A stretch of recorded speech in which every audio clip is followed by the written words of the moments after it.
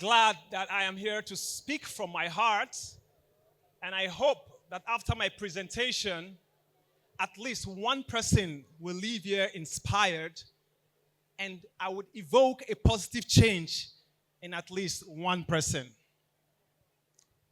But before I go on, I would like to ask a very important question. How many of you here are afraid to die? I'd like to see the hands up. Maybe you didn't get my question well. How many of you honestly are scared of death? Let me see your hand up. Those who raised their hand, thank you so much for your honesty. And for those who did not raise their hand, well, I hope we put it to the test to be sure that you are not scared of death. You see, that is one subject matter that a lot of people avoid to talk about. We cancel it, we reject it, and I understand. Death is one subject matter that people are afraid to deal with. But eventually, we will all deal with it. The media does not project it so enticingly. The movies we watch does not define it so well for us. The stories we listen to or that we read elicit fear about that subject matter. And even the Oxford Advanced Learners Dictionary does not do so much justice to the definition of death. D-E-A-T-H. It defines it as the cessation of life. It defines it as the collapse of something, the end of something, the lifelessness of something. And all of these definitions elicit so much fear and scare in us.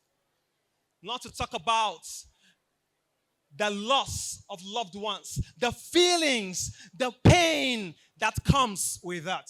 So I understand why you are scared of death. But may I challenge the dictionary meaning of death? Because that is what intelligence is about. It is not about knowing everything without questioning it. It's about questioning everything you know. And so I dare to challenge the definition of death. And I hope that by the end of my presentation, you will come to reason with my own definition. I don't see death as the absence of life. I see death as the rebirth of another life. The reason we are all seated here today is because certain things needed to die for us to enjoy what we enjoy today. We eat good food because some seeds had to die and be buried for us to have nourishment. We wear good clothes today and good shoes because certain animals had to die. And all the beautiful things we enjoy today, a lot of people and things had to die for these beautiful things to be born for us to enjoy. And so, if death were the absence or the end of life, how come we enjoy the rebirth of those beautiful things at our disposal? I am standing here today because on the 9th of November 2014, a man lost his life to an ill-fated plane crash. Amazingly, I didn't get to know about this man while he was alive until his death. I began to dig up YouTube for his videos. I began to buy books written by him. And it was in those messages that I got to find out the two most important questions I needed to answer. The first one, who am I? Talking about identity. And the second question, why am I? Talking about my purpose and reason for existence. It was that same man that made me understand the two most important dates in a man's life. The first one is the date he is born, and the second, the date he finds out why. This man was Dr. Miles Monroe. His death brought about the discovery of myself. And I wouldn't be where I am today if not for the messages of that man that I found only after his death. I made a promise that when I got an opportunity like this, I would talk about this young man. On the 10th of September 2025, I was about my activities at home when my wife called my attention and she said, "Sweetheart, this young man has just been killed." I had never heard about this man. I never knew his name. And so it would have been easy for me to just brush it off to say, "Oh, may his soul rest in peace," and move on with my activities. But something within me wouldn't rest. I began to dig through his videos like I did Miles Monroe. And this young man inspired so many millions while he was alive. But amazingly, inspired even much more after his death. This man's name is Charlie Kirk. And life is full of so many coincidences that even the calendar that has dates in it are full of coincidences. The 10th of September, when this man was assassinated, was the exact date, 2017, that I founded Z-Learning Annex, an institution that has given voice to a lot of young people, that has raised leaders. But before Z-Learning Annex was born, I had to die to something. I died to a 9-to-5 job that I had done for 6 years. And not that I have a problem with a 9-to-5 job, but it was a personal decision I had to make because it didn't give me the opportunity and the privilege and the platform to inspire the countless thousands of people I've inspired today.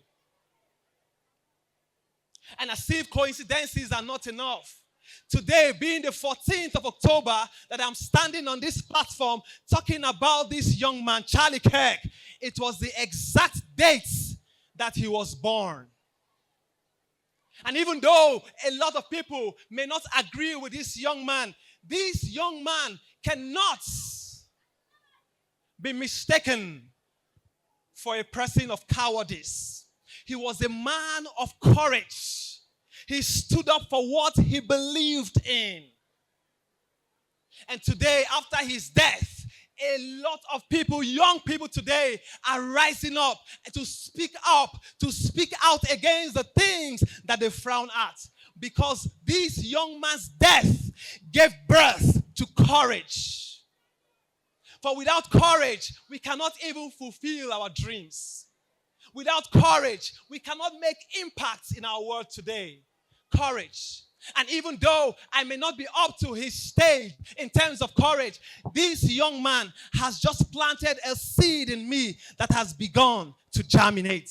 The seed of courage to stand up for what I believe in.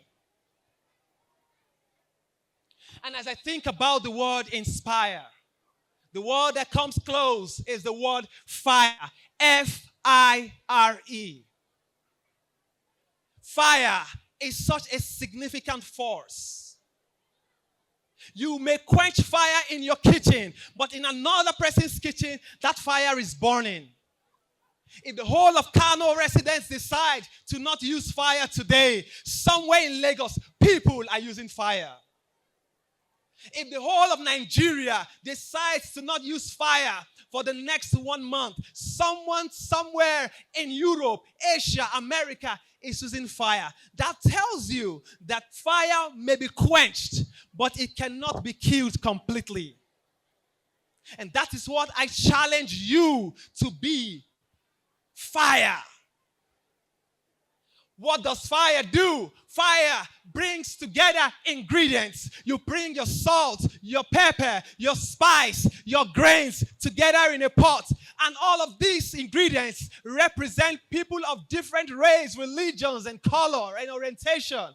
And as I begin to round off, the word inspire, the two letters I-N, talks about the inward man in you. What you take inward determines what you bring outwards. The investment you make inward determines the harvest you produce tomorrow. And even if you did not remember everything I have said today, I would like to leave you with this. Life does not consist of what we eat or drink or the clothes we wear. And so I leave you with this final question.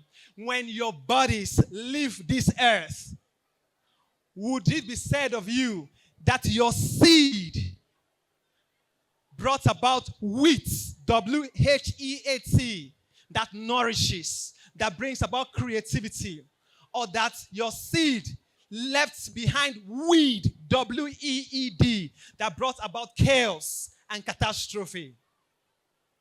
If you can answer these questions, then your life will be either said to have inspired or have expired. Think on these things. Thank you very much.